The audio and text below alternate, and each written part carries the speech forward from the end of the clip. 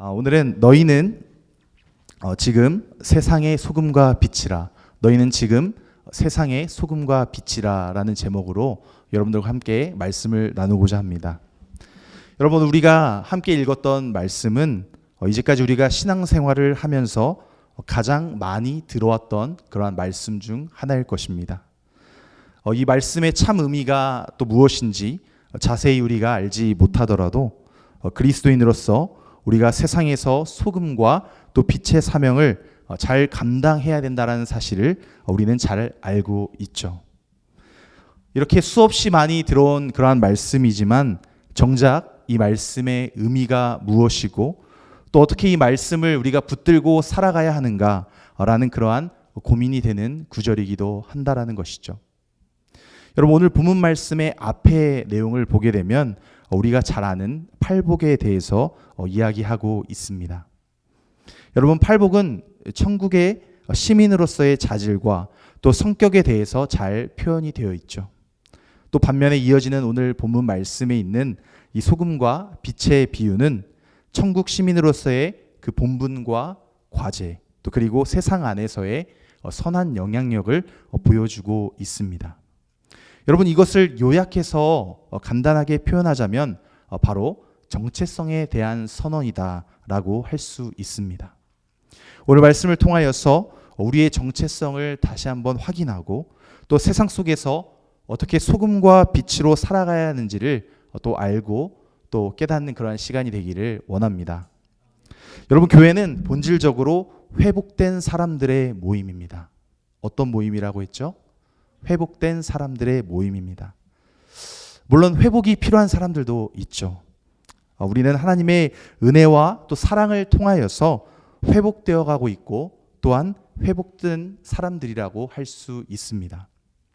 여러분, 그러나 세상은 여전히 죄 가운데 거하고 있는 상실된 사람들의 모임이라고 할 수 있는 것이죠.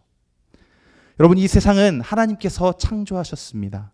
하나님께서 모든 천지 만물을 창조하시고 인간에게 생육하고 번성하고 또 다스리고 정복하며 지배하라는 문화 명령을 저와 여러분에게 주셨죠. 그러나 인간의 타락으로 인하여서 세상은 공중 권세 잡은 사탄이 지배하는 그러한 처소로 변질되게 되었습니다.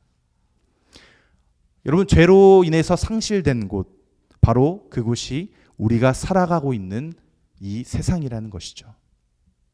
여러분, 우리는 이러한 세상 가운데서 그리스도인으로, 신앙인으로 살아가고 있습니다. 그리스도인으로서, 천국의 시민으로서 이 세상을 살아가는 저와 여러분의 사명은 무엇입니까? 그것은 바로 이 상실된 세상 가운데 그리스도인으로서 선한 영향력을 나타내는 하나님의 사람, 천국의 시민이 되어야 한다라는 것이죠. 여러분, 오늘 말씀 앞에서 우리의 정체성을 다시 한번 확인하고 또 세상의 소금과 빛의 사명을 잘 감당하는 그러한 천국 시민이 되기를 원합니다. 첫째로 우리는 세상의 소금입니다. 우리 한번 옆 사람과 함께 이야기 나눠볼까요? 우리는 세상의 소금입니다.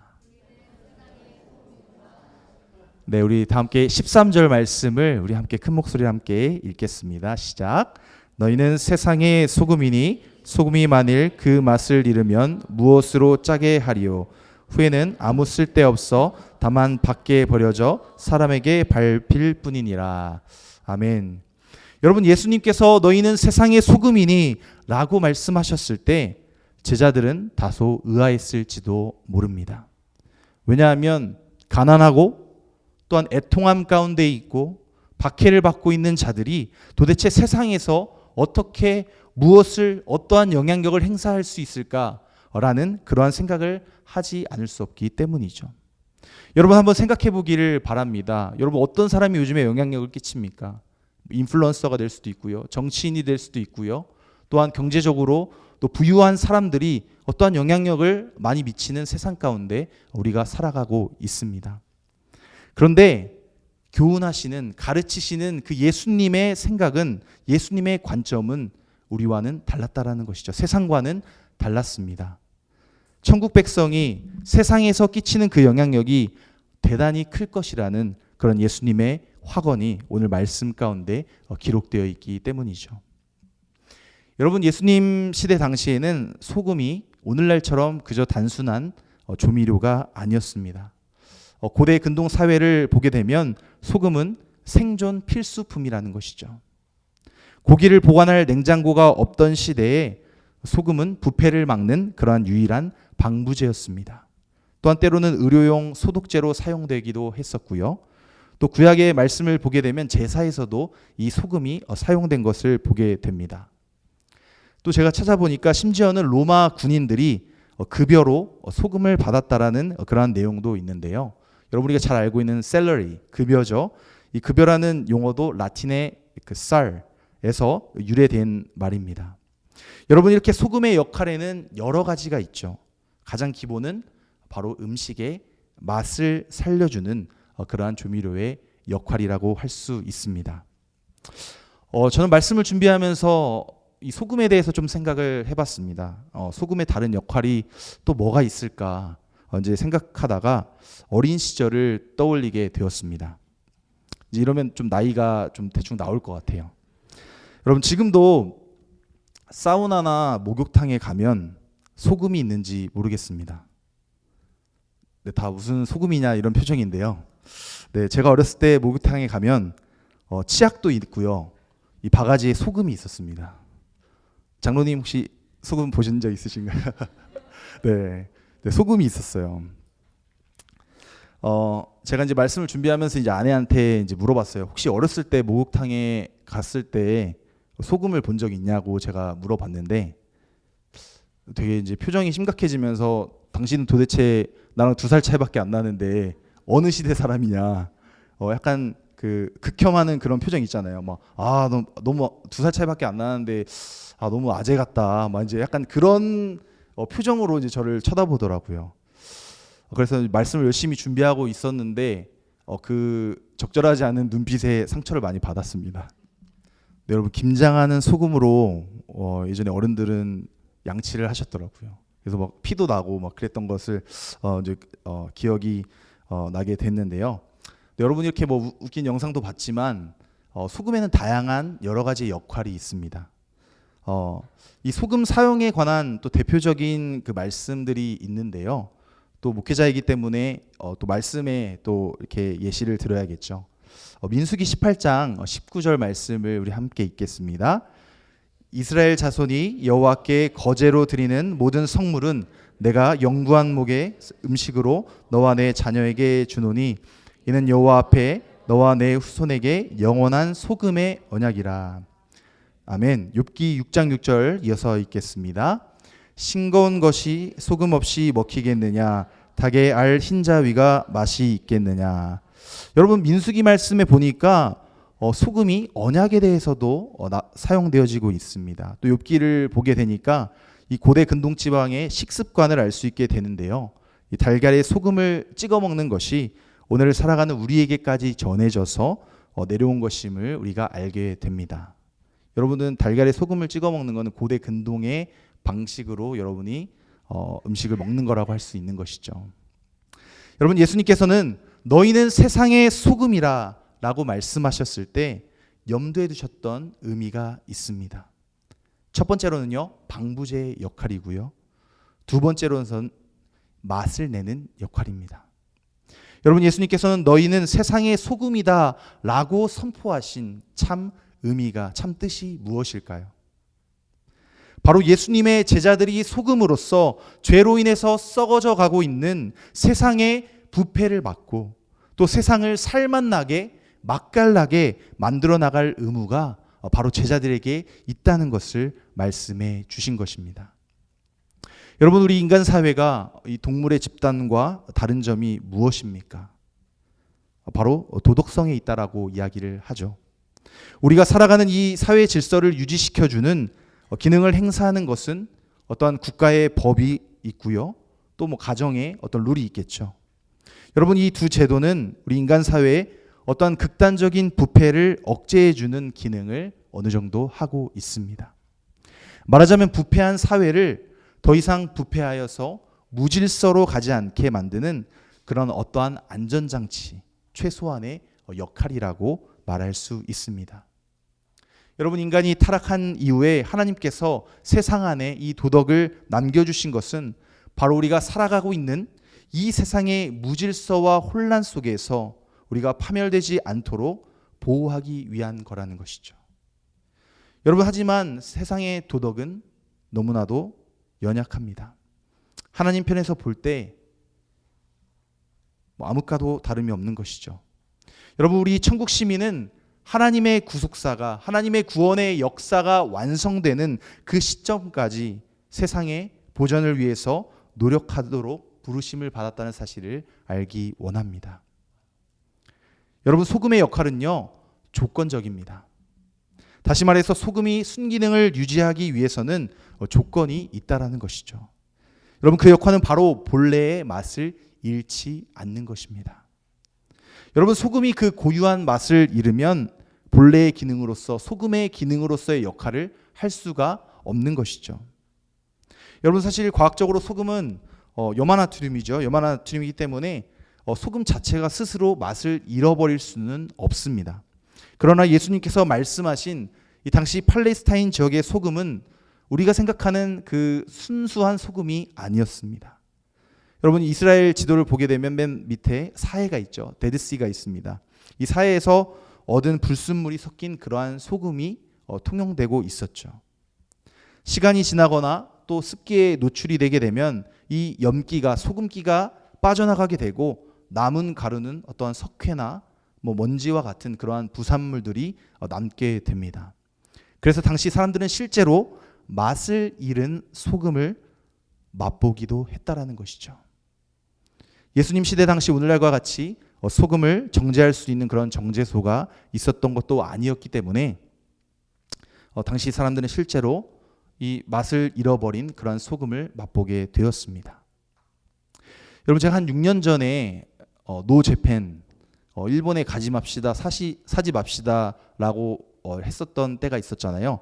딱 바로 그 직전에 부모님을 모시고 일본의 오키나와에 가게 되었습니다. 아마 이 중에서 군복무 이렇게 하신 분들도 오키나와에서 가신 분도 있으실 텐데요. 거기에 이제 미야기 섬이라는 곳이 있습니다. 이제 그곳에 소금 공장에 저희가 부모님하고 같이 다녀오게 되었는데요. 여러분 혹시 그거 아시죠? 부모님들과 이게 여행을 가게 되면 그 지역의 특산품을 꼭 사야 되는 이런 암묵적인 룰이 있습니다. 저희 부부는 스타벅스 컵을 산다든지 아니면 이제 냉장고에 붙이는 그 자석 있잖아요. 이제 값이 별로 이렇게 나가지 않고 무게가 별로 나가지 않는 거를 하게 되는데요. 아무래도 이제 그 지역의 특산품을 사는 그 부모님들의 암묵적인 룰이 있습니다. 이 미야기 섬의 소금이 유명한데요. 이제 어머니께서 여기 소금이 좀 유명하니까 소금 좀 사러 가자라고 말씀을 하셨습니다. 여러분, 저는 시간 낭비라는 생각이 좀 들었어요. 사실 부모님 효도하기 위해서 모시고 갔었던 건데 여기까지 와서 무슨 소금을 사러 가야 되나 이제 그런 마음이 들었는데 효도해야 되니까 그래서 그냥 순종하고 가게 됐습니다.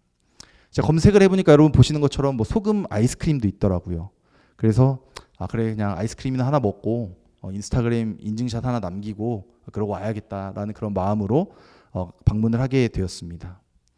그래서 아이스크림도 먹고 소금도 사고 여러 가지 해조류 이렇게 말린 거 이런 것도 있어서 이제 쇼핑을 하고 난 다음에 이제 파킹랏으로 갈까 하다가 그래도 이 소금 공장까지 왔는데 그래도 한번 방문을 한번 해보는 게 좋지 않겠냐라는 그런 생각으로 이 공장을 방문하게 되었습니다.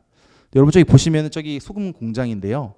여기 흰색이 보면은 되게 눈처럼 되어 있는데 여기서 이제 소금을 정제하고 가공하는 것입니다. 저기 보면은 이렇게 사람이 이렇게 책상에 앉아 있잖아요.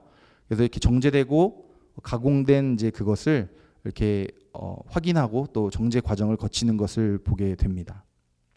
여러분 우리가 이처럼 정제된 소금과 같이 말씀으로 우리가 불순물을 걷어내고 정제된 소금으로서 우리가 세상 가운데 살아가기를 원합니다. 여러분 소금이 부패를 막고 또 음식의 맛을 더하듯이 하나님의 말씀으로 세상의 부패를 막고 또 하나님의 말씀으로 맛을 잃은 세상을 우리가 맛깔나게 만들어가는 그러한 사명을 잘 감당해야 될 줄로 믿습니다. 여러분, 그렇게 살아가기 위해서는 무엇보다도 예수 그리스도를 따르는 거룩한 삶이 따라야 한다는 것이죠. 정결한 소금으로서의 모습으로 끝까지 우리가 지켜나가야 된다는 것입니다. 여러분, 보여지는 형식적인 그러한 바리새인과 같은 그러한 삶이 아니라 진정한 그리스도인의 모습으로 입으로만 생각으로만 소금과 빛의 사명을 감당하겠다는 것이 아니라 정말 이 말씀의 고백이 우리에게 실천이 되는 저와 여러분이 되기를 원합니다. 여러분, 이 자리에 함께 예배드리고 있는 저와 여러분은 세상의 소금으로 부르심을 받았습니다.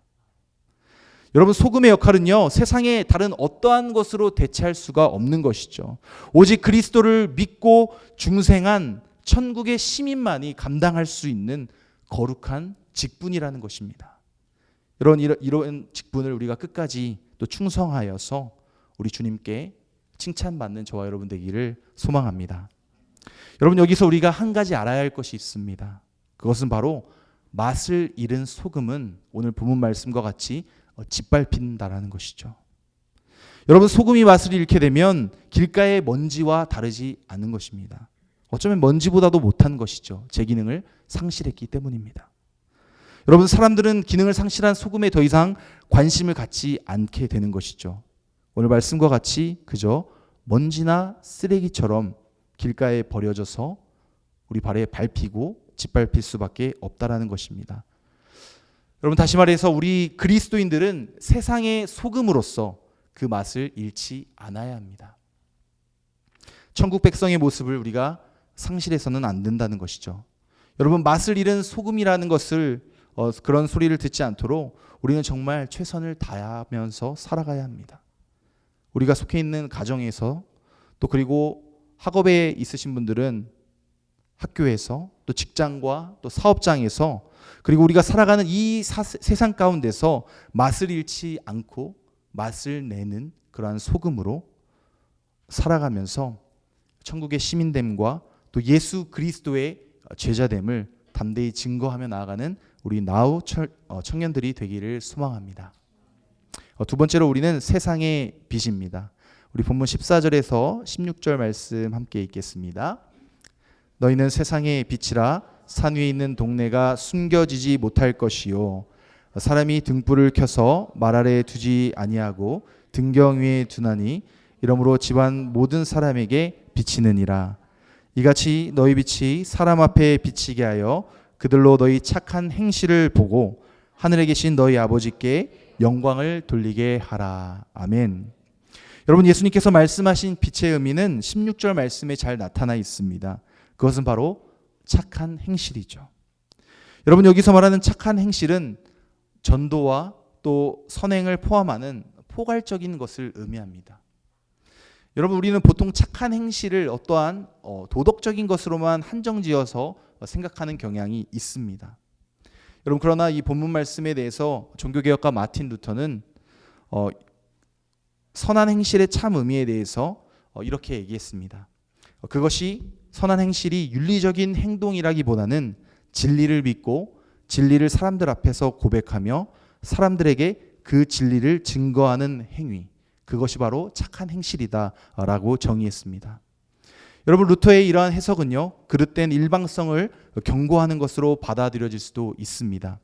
하지만 그리스도의 증인이 된다는 것은 복음 전파의 관점에서만 이해될 수는 없는 것이죠. 그것은 윤리적인 어떤 행위도 같이 포함이 되어 있는 것입니다.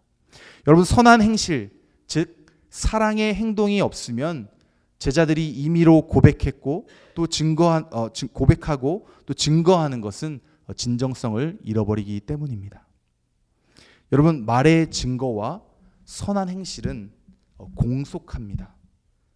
말의 증거와 선한 행실이 따로따로 나뉘어져 있는 것이 아니라 한 가지로 공속되어 있다는 것이죠. 통합되어 있다는 것입니다. 다시 말해서 예수 그리스도의 제자로서 세상 가운데 빛의 사명을 감당하기 위해서는 두 가지를 나타내야 한다는 것이죠. 믿음의 증거와 또 믿음의 행실이 함께 나아갈 때에 세상은 우리가 전하는 그 증거에 주목하게 됩니다. 여러분, 본문 말씀에서 말하는 빛이 작용하는 조건이 있죠. 빛이 영향을 줄 수 있는 조건은 바로 사람들 앞에서 비추는 것입니다. 여러분, 산이나 높은 곳에 세워진 등대같이 되어야 도시와 또 사람과 또 바닷가를 비출 수가 있는 것이죠. 여러분, 예수님의 의도는 분명했습니다. 제자들의 빛의 역할을 감당하기 위해서는 그 생활이, 그 삶이 다른 사람에게 비춰줘야 한다는 것이죠. 즉, 자신의 착한 행실이 세상 사람들에게 드러나야 한다는 것입니다. 자신을 드러내지 않고 숨기는 한 세상 사람들에게 아무런 영향을 줄 수 없기 때문이죠. 여러분, 안타까운 사실은요, 오늘날 많은 그리스도인들이 학교나 직장 그리고 세상 가운데서 자신이 예수 그리스도의 제자라는 것을, 크리스찬이라는 것을 숨기고 싶어 한다는 것입니다. 여러분, 오늘날 여러 매체를 통해서 반기독교적인 그러한 내용과 또 기독교에 대한 악의적인 그런 내용들이 난무하는 상황 가운데 있습니다. 물론 일부 그리스도인들이 세상에서 소금과 빛의 사명을 잘 감당하지 못하고 또 오히려 세상으로부터 또 질타를 받고 있는 것 또한 사실이죠. 여러분, 저는 요즘 시대에 예수님을 아직 구주로 영접하지 않는 분들은 어떠한 마음, 어떠한 생각을 가지고 있는지, 또 그분들이 가지고 있는 교회와 기독교에 대한 생각이 어떠한지를 알기 위해서 안 믿는 분하고도 대화를 좀 해보기도 했고요. 또 다양한 매체를 통해서 접하게 되었습니다. 여러분, 요즘 OTT 플랫폼이 잘 되어 있잖아요. 여러 가지 다양한 그 컨텐츠들이 있는데 그 내용들을 깊게 보게 되면 이 교회와 그리스도인들을 폄훼할 뿐만 아니라 또 이단과 일반적인 우리 교회를 하나로 묶어서 우회적으로, 그러나 직설적으로, 노골적으로 교회와 그리스도인들에게 악의적인 그 프레임을 씌우는 것을 어렵지 않게 찾아보게 됩니다. 여러분, 분명 오늘날 그리스도인들 중에서 세상의 소금과 빛의 사명을 잘 감당하지 못해서 세상에 부정적인 영향을 미친 것도 있죠. 그러나 세상의 깊은 곳에서 진정으로 소금과 빛의 사명을 감당하는 그러한 헌신된 그리스도인 또한 많음에도 불구하고 그들은 비춰지지 않은 채 그리스도인들에 대해서 너무나도 병적으로 악의적인 내용으로 왜곡하고 또 그것이 마치 그리스도인들의 모습인 것처럼, 그것이 전부인 것처럼 일반화 되어가고 있는 세상 가운데 우리는 살아가고 있는 것이죠. 여러분, 세상 가운데서 비춰진 그리스도인들의 모습이 이렇게 부정적이다 보니까 세상 사람들뿐만 아니라 우리 그리스도인들 또한 혼란을 겪게 되는 것이죠. 가족들과 또 지인들, 또 그리고 직장 동료들에게 내가 그리스도인이라는 것을 차마 밝히지 못하고 숨기고 싶어 하기도 한다라는 것입니다. 심지어는 부끄러워하는 분들도 있다라는 것이죠. 어쩌면 나의 행실이 그리스도인답지 못하기 때문에 그것을 숨기고 싶어서일지도 모르겠습니다.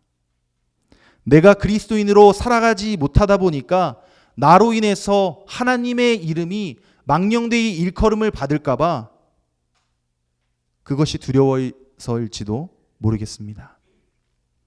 여러분, 자기 자신이 그리스도인이라는 정체성을 숨기는 사람들은 빛으로 살아갈 수 없다라는 것이죠.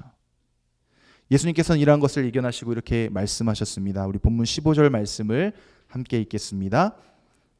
사람이 등불을 켜서 말 아래에 두지 아니하고 등경 위에 두나니 이러므로 집안 모든 사람에게 비치느니라.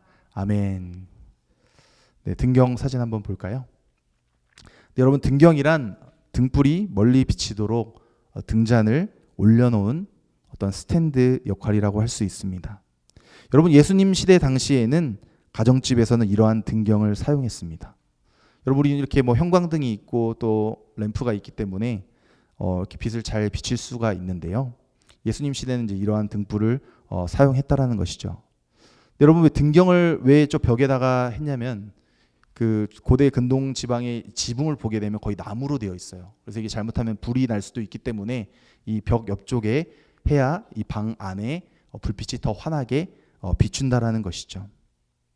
여러분, 바로 우리 그리스도인들에게 바로 이 등경이란 하나님께서 나를 세워놓으신 곳은 그 어느 곳이나 다 등경이 된다라는 사실을 우리가 알게 됩니다.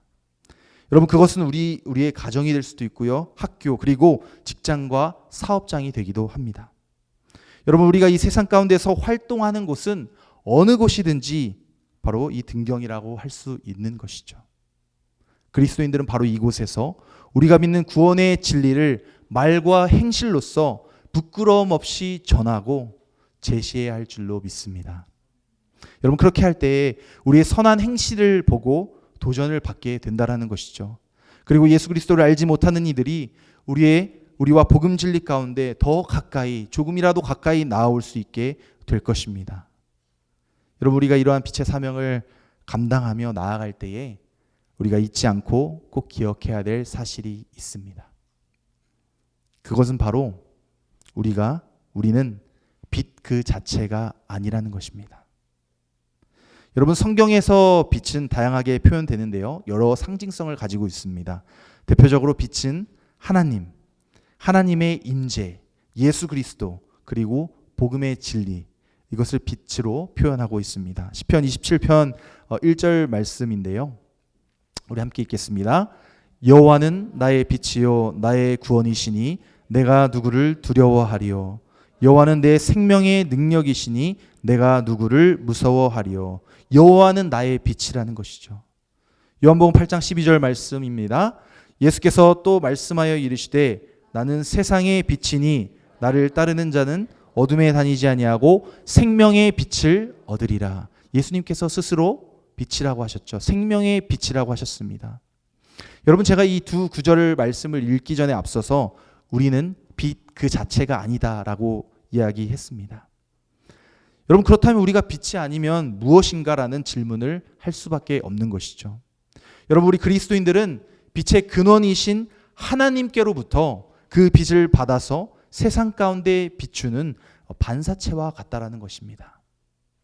본문 16절에서 너희 빛이 사람 앞에 비치게 하여 라는 이 말씀은 우리 자신이 만들어낸 빛을 다른 사람에게 비추라는 것이 아니라 하나님의 그 은총으로부터, 하나님의 은혜로부터 받은 그 빛을 나를 통하여 반사해서 나를 통하여 그 빛을 비추라는 것입니다. 우리가 비추어야 할 빛은 우리 자신의 것이 아니라 바로 성삼위 하나님께서 주신 빛, 그 진리의 빛이요 또 말씀의 빛이라는 것을 믿으며 나아가는 저와 여러분 되기를 원합니다. 여러분, 우리가 빛의 자녀로서 하나님께로부터 받은 그 빛을 잘 비추는 방법, 그것은 무엇입니까? 바로 예수 그리스도를 믿고 그분의 말씀대로 행하고 살아가는 것이죠. 히브리서 1장 3절 말씀입니다. 이는 하나님의 영광의 광채시요 그 본체의 형상이시라. 그 능력의 말씀으로 만물을 붙드시며 죄를 정결하게 하는 일을 하시고 높은 곳에 계신 지극히 크신 이의 우편에 앉으셨느니라. 아멘. 여러분, 방금 읽었던 말씀을 통해 알 수 있듯이 예수님은 하나님의 영광의 광채이시며 그 본체의 형상이시기 때문에 우리가 예수 그리스도를 따라 살면 바로 하나님의 빛을 세상 앞에 비추게 되는 것이죠. 그런데 우리 그리스도인들이 하나님의 빛을 비추며 살아갈 때에 우리가 주의해야 될 사항이 있습니다. 그것은 바로 우리의 착한 행실을 통해서 하나님이 아닌 우리 자신이 그 영광을 대신 받으려 해서는 안 된다라는 것이죠. 우리 그리스도인의 본분은 우리의 착한 행실을 지켜본 세상 사람들로 하여금 하나님께 영광을 돌리게 하는 것입니다. 즉, 착한 행실을 통해 우리 자신은 뒤로 숨고 그 착한 행실을 가능케 하신 하나님께서 영광을 받으시게 하는 것이죠. 여러분, 오늘 본 말씀에 나와 있는 이 착한 행실의 최종 목적지는요, 바로 우리 자신이 아니라 바로 하나님의 영광에 있다라는 것입니다. 우리 16절 말씀 함께 읽겠습니다. 이같이 너희 빛이 사람 앞에 비치게 하여 그들로 너희 착한 행실을 보고 하늘에 계신 너희 아버지께 영광을 돌리게 하라. 아멘. 여러분, 우리 그리스도인들이 어두운 세상 가운데서 착한 행실을 할 때에 하나님의 빛을 비추게 되는 것이죠. 그렇기 때문에 우리는 사람들에게 자연스럽게 칭찬을 받게 됩니다. 그러나 우리는 이때마다 하나님의 영광을 대신 취하지 않도록 하기 위해서 우리의 마음을 잘 다스려야 한다라는 것이죠. 마지막 세 번째로 우리는 현재의 세상에서 소금이요 빛입니다. 여러분, 우리는 현재의 세상에서 소금이요 빛이라는 것이죠.